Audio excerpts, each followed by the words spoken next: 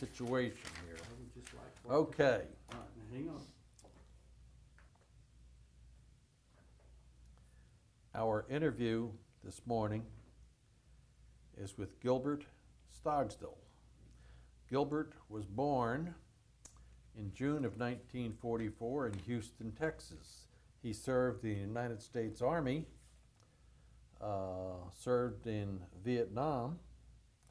His highest rank attained was E5 Sergeant. This interview is conducted at Burleson, Texas on Friday, April the 21st, 2017. My name is Dale Dexheimer. I'm not related to Milton in any way. Also in the room we have Milton Gibson, who is our videographer. This interview is conducted for the Veterans History Project at the Library of Congress and also for Operation Remember in Burleson, Texas. And with that little interview, Gilbert, you can tell us about your time in the U.S. military. Okay. To do a little preliminary, my father was born in 1907, which made him too young for World War I. And as it turned out, he was old enough by the time of World War II to not be conscripted. He had three boys. The oldest being Jim was born in 1931, and Jim, while he was at Baylor University as a young man, as a junior, decided that he would join the United States Air Force and be a part of their aviation cadet program. At the time, Korea was going on, and he wanted to do his part.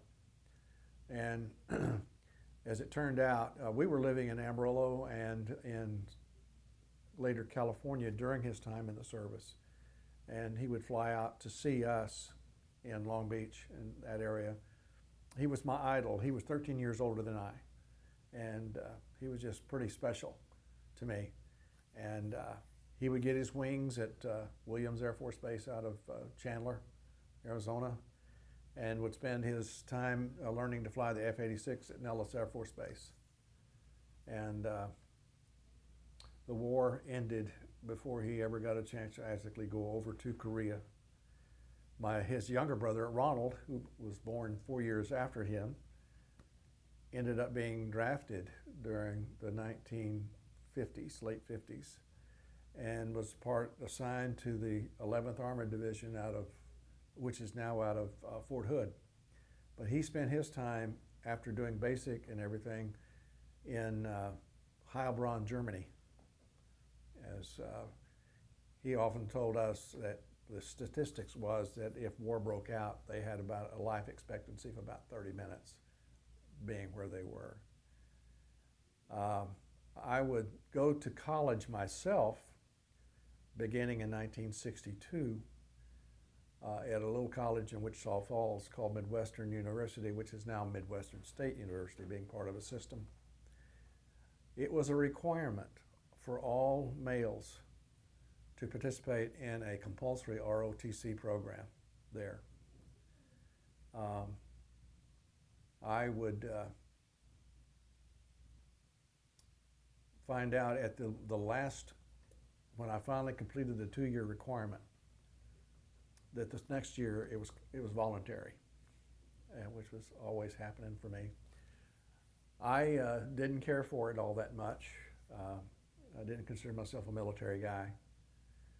And it was interesting during this time period of going through ROTC that the Vietnam War was beginning to become an item for us. And we started having the news programs, like the 5 o'clock news, the 5:30 news, where it would become more of a staple of being body counts and so forth like that. And so Vietnam became a place that I become more acutely aware of the problem. And I had a professor who was a government professor, Dr. Wright, who was real good in teaching us about the embryonics of government and the necessities of checks and balances and all of that kind of thing, decided one day to talk to us about Vietnam. And the reason he did was that he had taught 2 years at the University of Saigon himself. And you remember when they had the monks, or the the Buddhist monks burning themselves, self-immolation. It was during that time period that he decided to come back to the States because things got really dicey. But he kind of gave me kind of an overview of the complexities of Vietnamese society. And so it kind of gave me kind of a bedrock of paradigms of appreciating what was going on. In 1968, I turned the ripe old age of 24. I was still in school. And I got my letter because they changed me from my school designation to 1A. And that was almost on my birthday of June the 26th, right in that, either the 26th or the 27th. I got my letter in August that I was to report to the bus station in Wichita Falls, Texas at 5:30 a.m. the morning of the 16th of October, 1968. So, one little anecdotal story about that. Since it was October and school had started in September, I was just sitting there waiting to report. And October the 15th, around 3 o'clock in the afternoon, my phone rang. My mother answered the phone, and she said, yes, he's here. And she handed the phone to me and says, the draft board. I said, okay. And I said, hello, it says, this Gilbert Stogsdill? I said, yes, it is. Are you in school, Mr. Stogsdill? No. Why? Well, if you were, we were going to give you a deferment. Well, you can understand the emotions, because I was not going to be spending all the money for books and tuitions and everything in the hopes that I might get a call like that. But so the next morning I reported, and by that evening I was on a plane from Dallas to Fort Bliss, where I did my 8 weeks of basic training. It was interesting how the drill sergeants went from a stern, harsh, mean personage to us, that it would gradually change over the weeks to being more of a mentor, a teacher, a supporter, actually.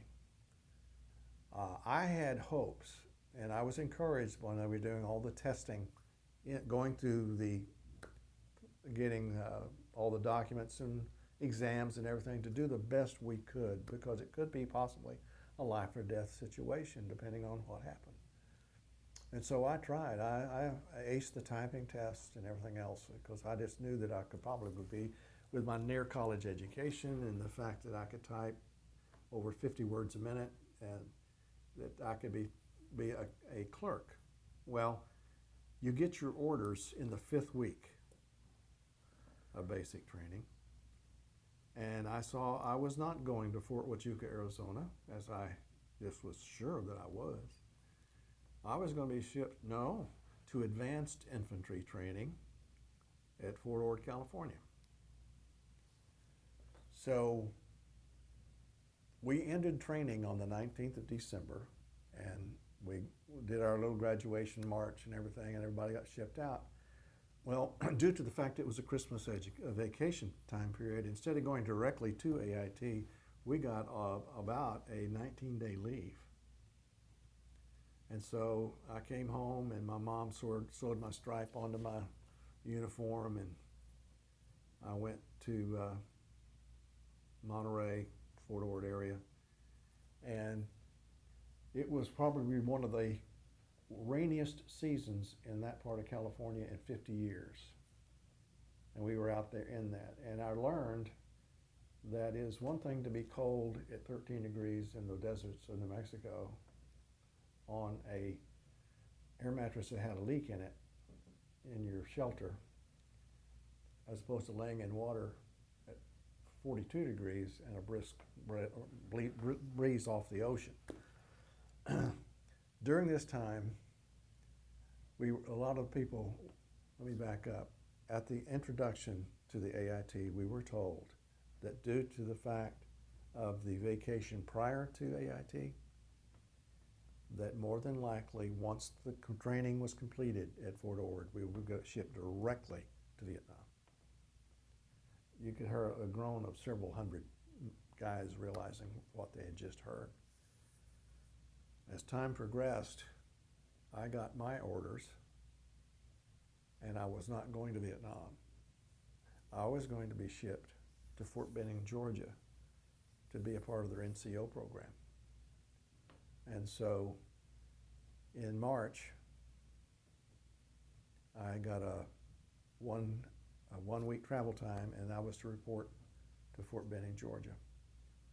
I struggled with this because I had difficulty seeing myself leading men in combat in a war I was not really all that sure of.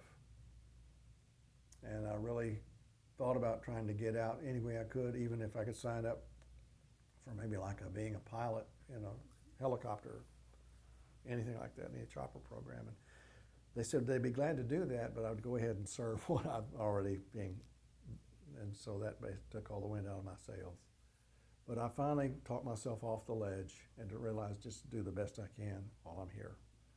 And so I learned a lot of the basics of map reading and leadership and how to call in air strikes and mortar strikes and so forth. And anecdotally here, we were in the 82nd Company that had gone to NCOC school there.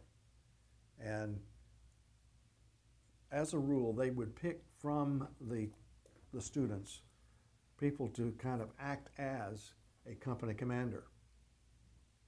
And they normally tried to pick ones that they saw exhibited those leadership qualities. And we had one gentleman from our platoon that got picked twice to do that during the 3 months that we were there.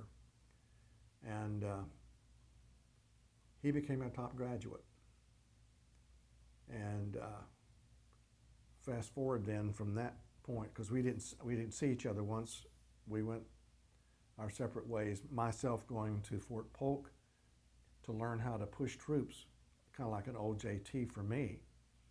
He went to another place. And so many years later, I was calling on clients in Santa Fe, New Mexico, and I was watching the TV, and there was C-SPAN on.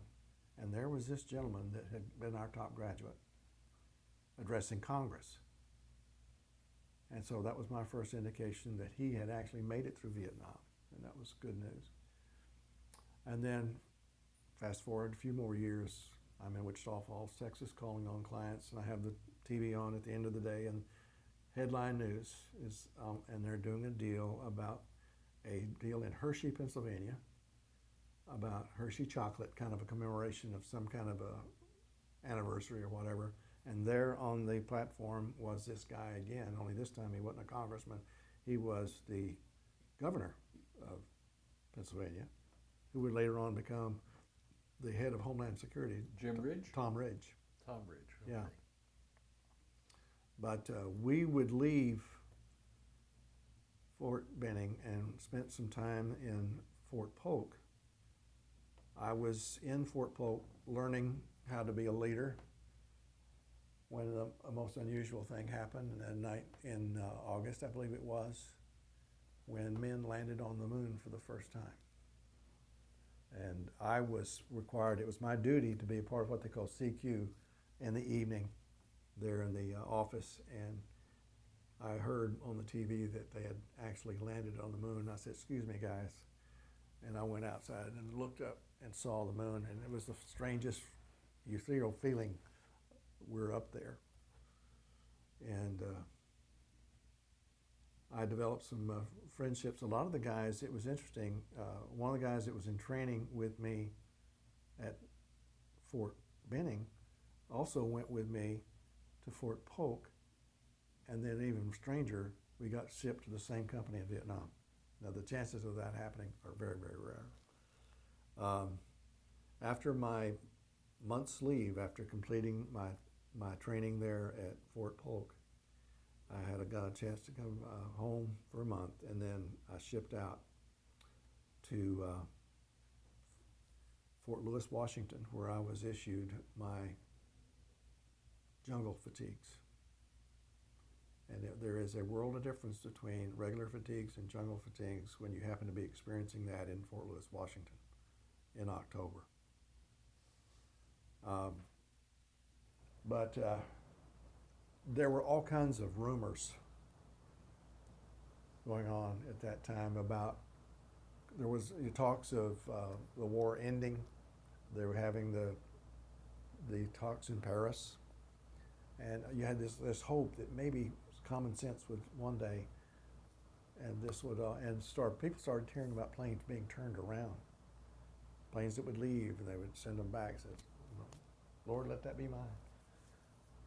And there was an interesting thing happening there at Fort Lewis, and I didn't know anything what was going on, but I was in a little place where you could go shoot pool, stuff like that, and all of a sudden these guys had been standing around, vacated real fast. And I thought, what? And all of a sudden MPs were just shortly in there, and they were chasing these guys. They were people just like me who were able to make deals with people coming back, and they had all their old uniforms on to look like not like us, and so they had been chasing them for weeks and could not find them. They were just staying just. Wow. So, but we took off and flew, had a nice flight to Hawaii, refueled, and then we took off Hawaii and headed to Guam. Conversation got a little bit less and less. Took off from Guam in the middle of the night and went all the rest of the way to Cameron Bay. And you could hear a pin drop. It was just people reflecting on the enormity of what was about to take place in their lives. I got processed through Cameron Bay, and then they put us on a C-130 Hercules to Benoit Air Base. And we were bused from Benoit to Long Binh, where we were actually processed into the country as far as where we were going to be spending our time. And I noticed all the buses had chain link fence on the windows. And somebody really gave me an enlightenment when they said, that's to keep the RPGs from coming all the way in the bus. Okay, so that did my heart good to know that much protection was there. So I got shipped to Cu Chi, Vietnam, and this was October of 1969.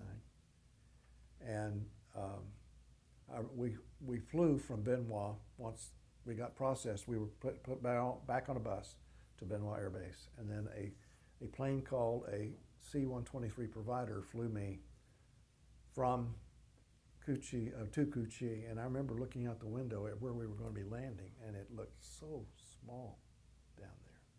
And it was several miles in diameter, but from up there it looked like a little corral or something. And so I was processed in and met my company, and I was sent to a school for 3 days to acquaint me with the area of operation that I was going to be dealing with and what the enemy did, just things to help me be a lot more knowledgeable. And my company came in on a little stand down, and when they were through that little stand down, I was on the deuce and a halfs heading out. And the first fire support base we went to was Jackson, and I pulled my first ambush out of Jackson, and I was scared. We went out and set up, and I put my Claymore mine where it was supposed to be, and got back, and we waited, and something was wrong with one of the radios. We always went on an ambush with 2 functional radios. So they made the decision, let's go back inside the wire. So I said, he said, go get your Claymore. And so I'm going out there, my heart's beating. And just as I reached down to grab my Claymore, all 6 of the 105 howitzers that were just about a half a mile or so away opened up on a fire mission, firing right over us. And so for just a second, it just felt like the very thing I had touched had just exploded in my hand. I almost had to change clothes.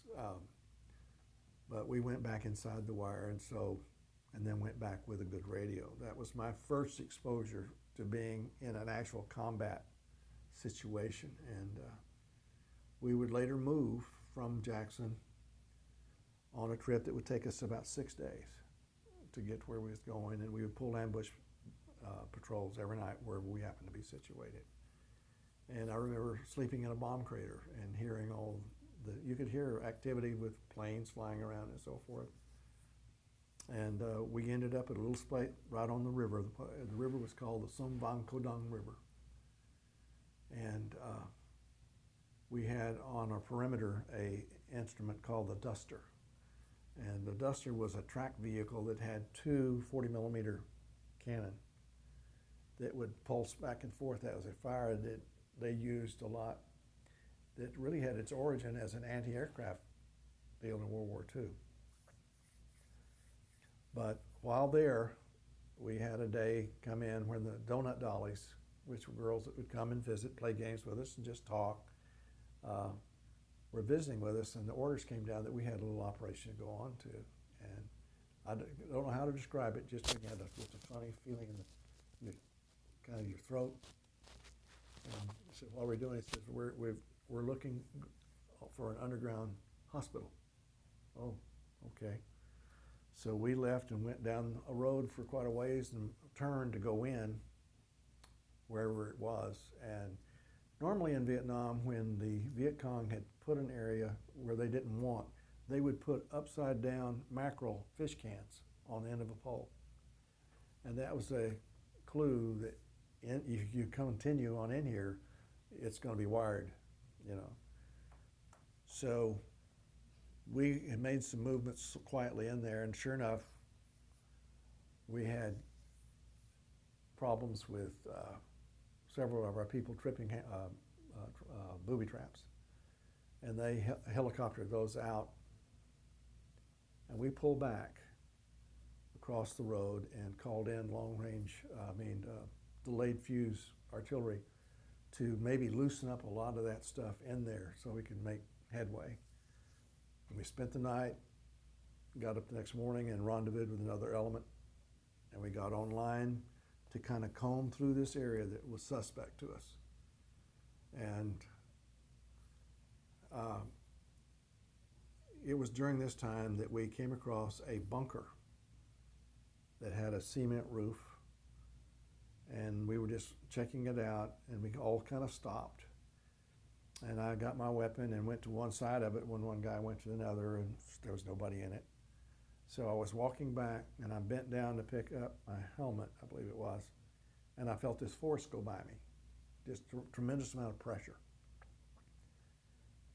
And I stood up and turned around, and for some reason this impulse was to run. And I attempted to and fell down. And I couldn't see anything but red, and I had the taste of blood in my mouth. And they came over and started looking to me, and they said, there is a phrase in Vietnam called TT, which means little. And they said, oh, Stogsdill, you just hit TT in the face, you're all right. And so one of them noticed a hole in my pants, in my pant leg, and they said, oh, and so they ripped that off, and I had an entry-exit wound through my thigh.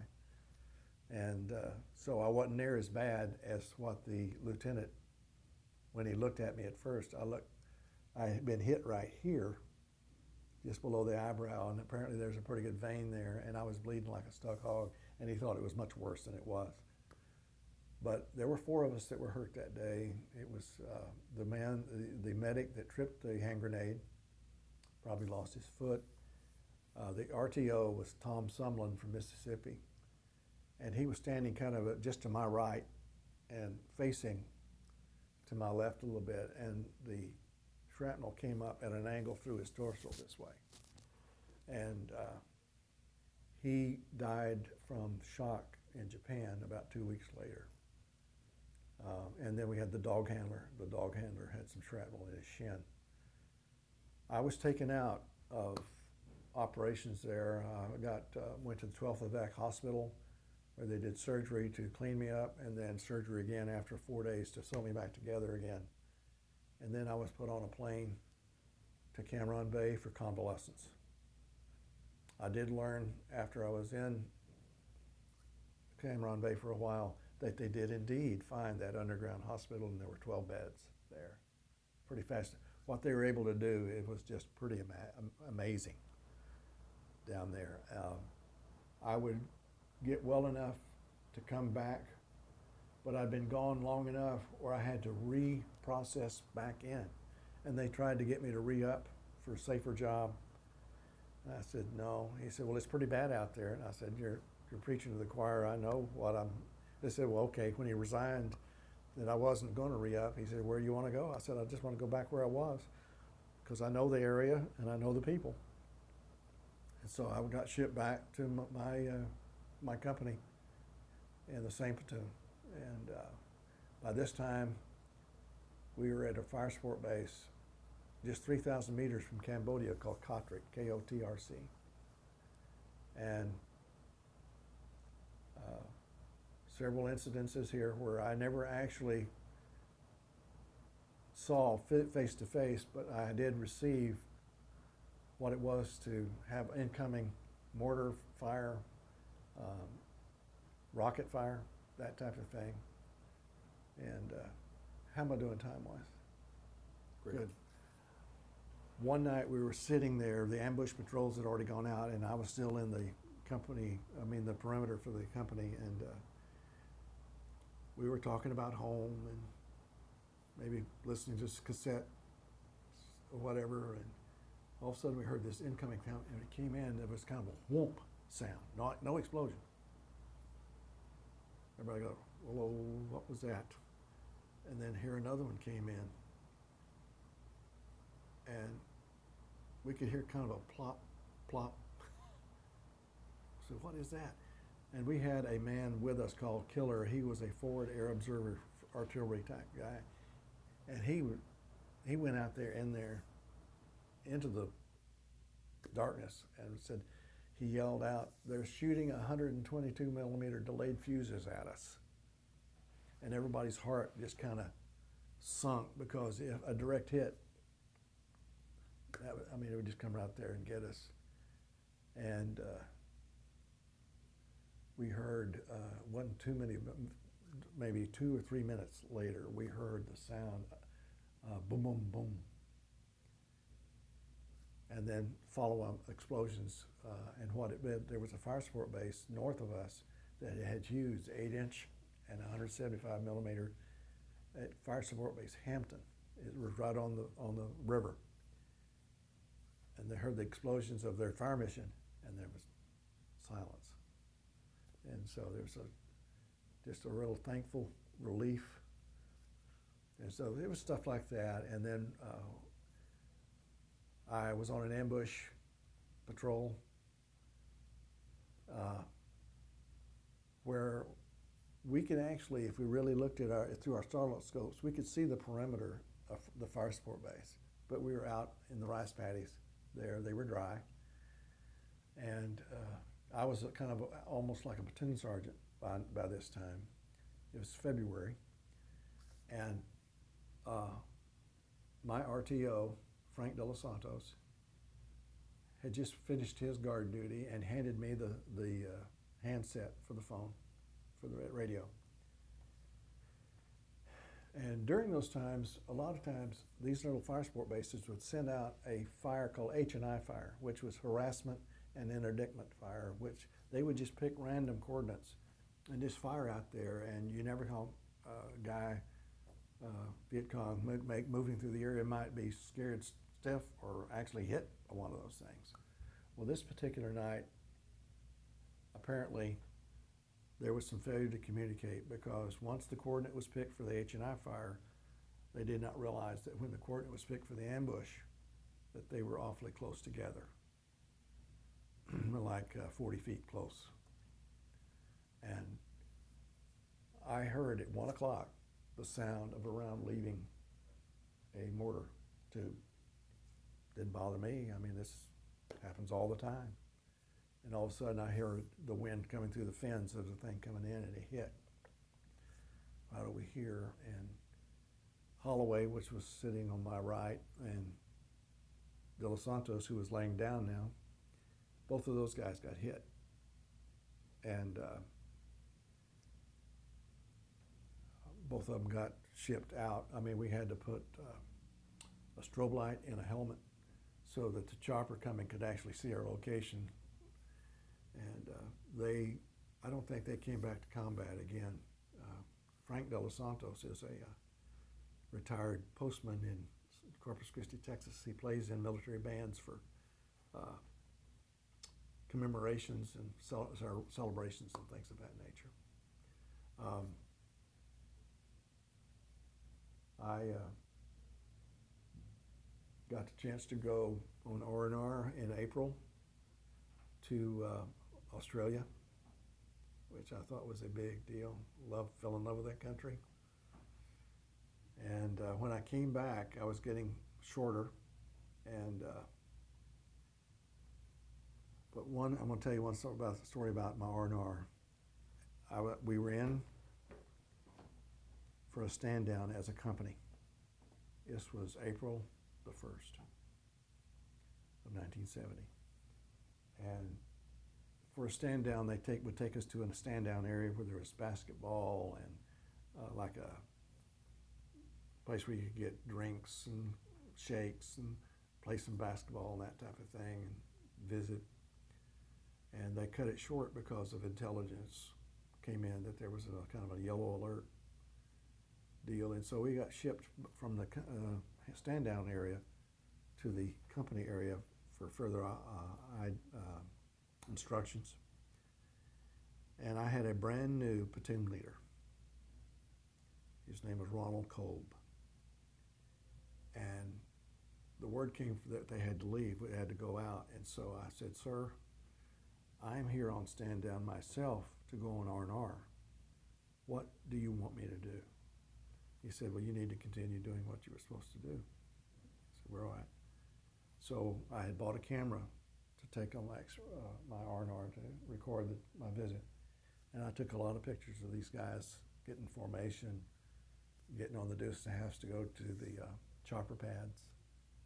And there'd be a lot of time, I wouldn't see a lot of these guys again because they got hit in a firefight that lasted basically 3 days. It was called the Battle of the Renegade Woods. And Ronald Kolb, that was his first day in the field and his last day in the field. And he's buried in Arlington National Cemetery. That was April the 2nd, 1970. And I got short enough where they didn't like to have guys that got short, with meaning little time left in the country, to have them out on combat missions. And so I was relegated to a clerk position for the last 60 days that I was there. And if you were trying to go to school and your school started at a certain time and your time to DEROS was not more than 60 days from that point, they would let you get out to go to school. And my school was to start in September of 1970, and I was due to DEROS in October of 70. And so I got to come home actually August the 18th of 1970. And I never will forget that flight. When we lifted off of Benoit Air Base, and the nose of that plane went up and the wheels ceased to touch the tarmac, there were 218 of us guys screaming at the tops of the lungs with just joy. And I was so wired. We flew all through the night to Japan. I couldn't sleep. And we refueled in Japan and flew over to Seattle. Had to refuel again because they had trouble with the headwinds. and then fly the rest of the evening into Oakland. And it would tell you it's really a strange sensation when you've had all this exposure to what you have been in the last nearly year, and to see families, moms and dads and kids. It was such an interesting deal. And I didn't see any sandbags, I didn't see any flares, I didn't hear the sound of artillery. It was just really sweet. And when I finally did get home, Iowa Park, Texas, out of Wichita Falls, my days and nights were mixed up, as you'd expect. And one night I woke up around 3 o'clock, couldn't sleep. And so I just quietly let myself out of the house so I wouldn't disturb Mom and Dad, and just was walking the neighborhood, rejoicing and seeing home again, and minus all those things I was mentioning. And just enjoying the experience of re-immersion back into the life that I had missed for so long. And I felt the presence behind me as I was walking, and I looked around, it was the cop car. And he came alongside. He said, "Do you mind telling me exactly what in the world you're doing out here?"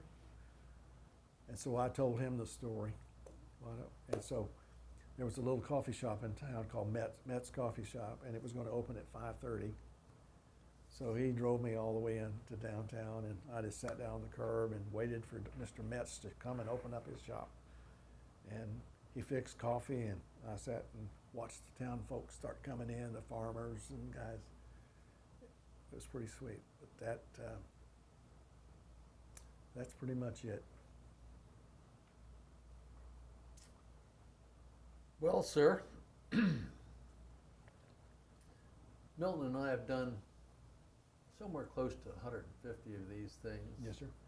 And I doubt we have ever had anyone who has the attention to detail, the names and the dates. And you have a nice file there, but you didn't refer to that. You've got that all right there in the dome. Yeah. That's just, it's different. We certainly have enough, but I had a couple questions Yes, here. You went to NCO school at Benning in March of 69. Yes, sir. Oh, yeah, that's right, March of 69.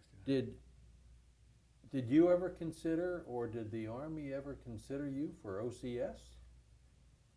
Well, was there ever talk of OCS? A lot of it had to do with my attitude. Well, yes. Yeah, and I began to realize because I passed the academic part of it for OCS, but as rumors go around like crazy, and said the only thing really is open for is infantry, and I did not want to be an officer in the infantry. Gold bar in Vietnam. Because I was, really conflicted about the war. I really was, and to tell somebody, go here, and in the process they don't go home. And a conflict that I was concerned about. So when I took the test, it was a psychological profile that paraphrased it. Do you like to leap tall buildings with a single bound? No, that's not me. So I didn't make it. But if I could have gone even any other job in the Army like that, I probably would have enjoyed it. But I did have to come away. There is a camaraderie. There is I just went to my first ever reunion in Branson, Missouri of Wolfhounds. And it was kind of, I only saw one person there that was from my platoon. But I did find a few others that were from like the first platoon that we remembered a lot of the same things. And that was good. But interesting anecdotal story about that. They had 3 Cobra pilots come visit and talk to us. And one of the guys in the audience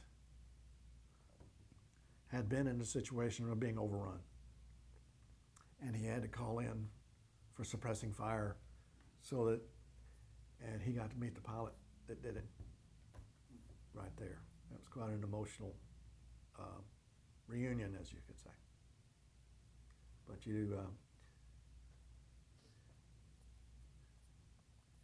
there is a brotherhood about it. Let me back up just a second, Gilbert. You went to AIT. Yes, sir. And from AIT at Fort Ord, you were selected to the NCO school. Yes, sir. What was AIT all about? Basic, they teach you how to march and say yes sir, no sir, and all that good stuff. But then you go to AIT, Advanced Infantry Training. You learn a lot more about fire and maneuver. In other words, actual tactics in actual firefighting situations. You learn more about map reading. You learn a little bit about how maybe to call in a mortar attack and stuff like that. So the NCO school amplified that, and then you got some leadership Yes. along with it. Right. You got to figure out what all those stripes on your shoulder were for. I will say this, one of the benefits to me, because I was scared out of my gourd going to Vietnam, and I got put in a company and in a particular platoon and a squad that already had a sergeant there. And so I got to learn the ropes with not being in charge of anybody. And that was wonderful.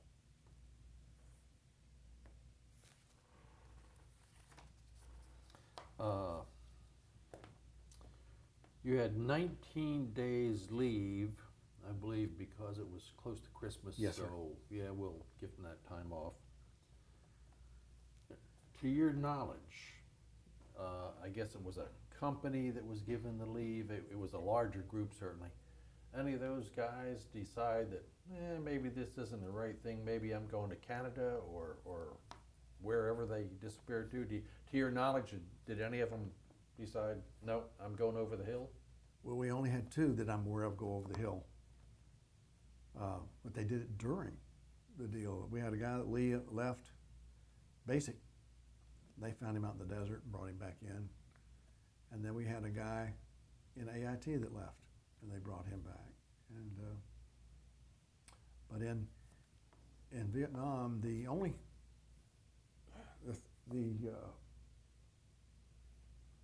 not the word cowardice is not really what I'm trying to go to, but not taking things seriously. We had a guy that went to sleep on guard duty on ambush, and they had a little prayer meeting with him. And they told him, says, the next time you do that, we're going to kill you. And he applied for a transfer out of our company, and he got it. But I mean, it was a serious business. We have people's lives on the line. If you're not going to be serious enough about your deal to stay awake, that we don't need to support you either, type of thing. Went on your first ambush when you first got out there, got in the bush. Amplify that a little bit if you could. You go out there and you set your claymore. Yeah, I mean, How big a unit? usually at least 12 would go out. See, for an effective ambush, you have to have superior numbers for an ambush to work, because it's supposed to be over like in just a minute. If you pop on a superior force, you have just committed suicide, because it's the surprise and the quickness is the only way that works. One time they decided from on high to go down to these little smaller ambushes, and boy, the consternation among the troops saying, "What are they thinking about?" And so I had to go out on one, and so they decided once they got out that they would just come together, and we have the force that we're comfortable with, and just call in situation reports from this imaginary place where everybody thought they were, and everybody had a little better night.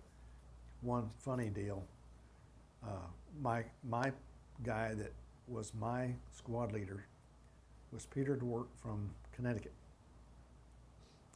And he was, by this time, didn't have that position as far as being my guy above me. And he was on the other perimeter of this place, maybe 40 feet, I would say, wide.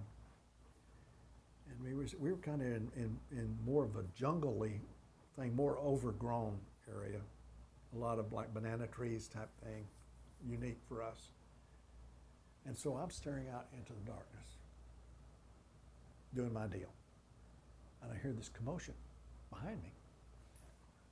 It's on the other side. I can see this poncho liner just moving all over the place, kind of kicking up a storm. And I thought for a second, did somebody crawl up and do that, All of a sudden this personage stands up. And that shocks the heck out of me. And here he comes. He's pedal to the metal. He is moving on. And I thought, I didn't have a whole lot of time to think.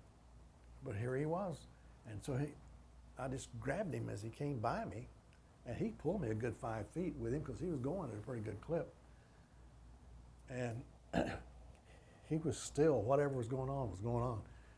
And he threw his leg out and hit me with the heel of his boot there. It snapped my head back. And then he grabbed a hold of me.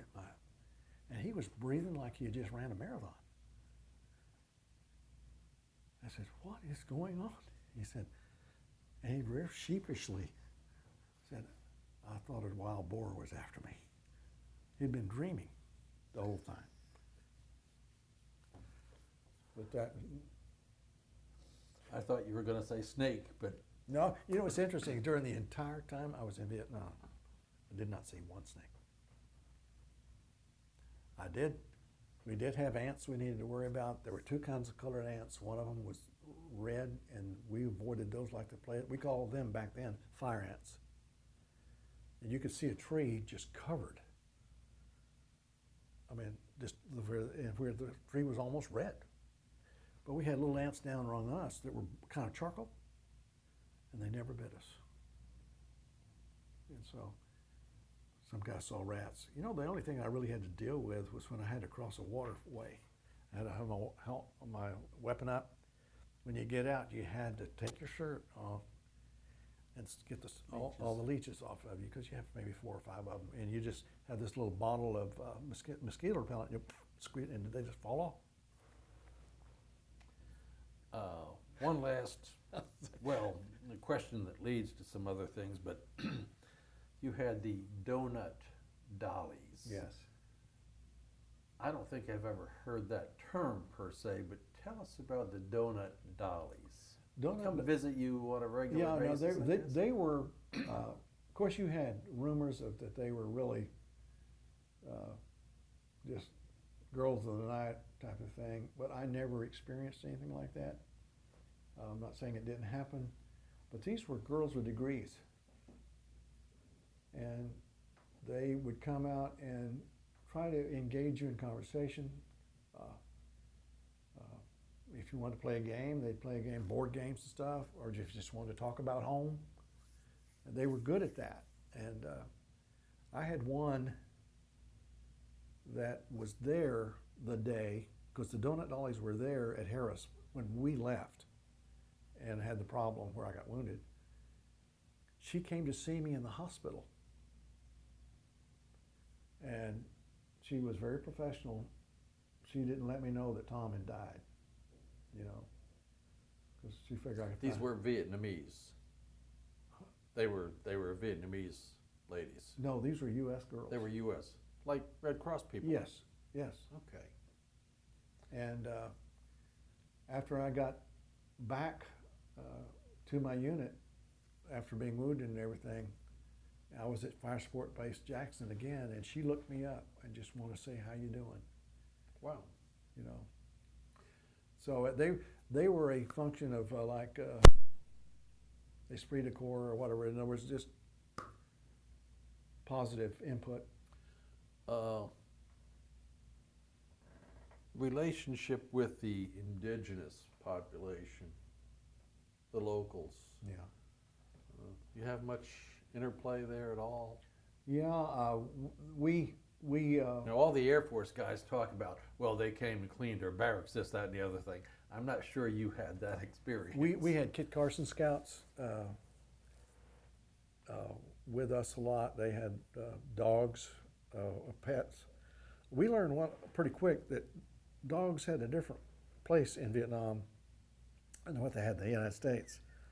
Because we had a little dog, little pup looking thing. We thought that was the cutest thing we'd ever seen, and we realized it was going to be a meal. So we rescued that little dog, and that became kind of a mascot of ours.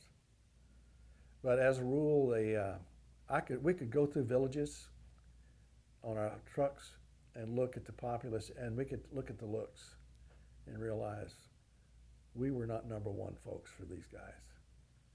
And made you feel bad. But every now and then you would have a good relationship. I learned one time a lesson. I was at Hampton, and there was outside the wire was a little girl. She was an extremely pretty girl, maybe 13, 14 years old. And I did a major faux pas and had no idea I was, because I asked her if her daddy was French. And that was asking if she was a half-breed, you know. And I just didn't think far enough ahead. But conversation just ceased at that point. And I realized, boy, Stogsdill, you just blew it major, big time. We had soda kids would have a block of ice on the back of their deal, and we would buy these sodas black market. We knew it was black market, but we wanted something other than hot canteen water. And they would put a can up on the deal and just push it, and it would start spinning because a little groove had been, and they'd get at least the metal cold. And so we would pay 50 cents, and that was back when we were getting Cokes for a 10, a quarter even, back in the States. We were glad to pay the 50 cents with our MPC, military payment certificates. Well, sir, thank you for your service.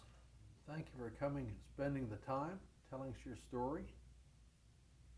I think it's been a great interview, really has. Certainly one of our best. So again, thank you, and I think we're finished. All right, thank you.